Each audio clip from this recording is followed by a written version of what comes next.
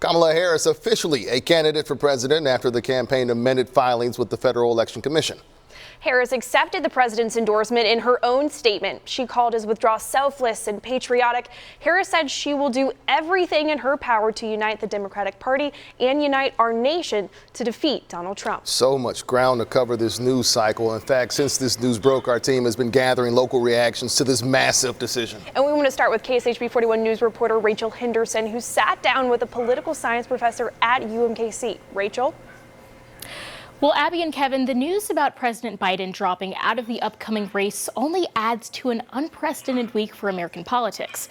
Just last week, I sat down with a UMKC professor after Trump's assassination attempt, and today we caught up exactly a week later for an entirely different conversation. If you were surprised by this announcement, you're not alone. A lot of people were. It comes days after the Republican National Convention, a week after an assassination attempt, and nearly a month before the Democratic National Convention. Political science professor Debra Leiter says that timing's noteworthy. Rather than talking about the Republican National Convention, people are going to be talking about Biden dropping out and who the next nominee will be. And because of President Biden's endorsement, that nominee may be Vice President Kamala Harris. On the one hand, we have a very, very different kind of candidate, and voters may respond to that. They may respond to a younger, female, non-white candidate in a really positive way. On the other hand, they simply have not gotten to know her.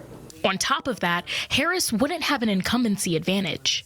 And in America, party matters quite a bit. And so this is really a chance for us to see just how much it's party versus candidate in presidential elections. But with unprecedented times come unprecedented outcomes, she says.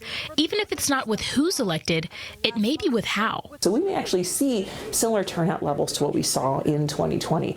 High turnout. She's also hoping Americans don't lose sight of the noteworthy amidst the chaos. This is a truly historic nomination. And I don't think we should lose the historic nature of that nomination in the unprecedented way that it occurred. One thing Professor Leiter said that stuck out to me was seeing how much it's party versus candidate come November.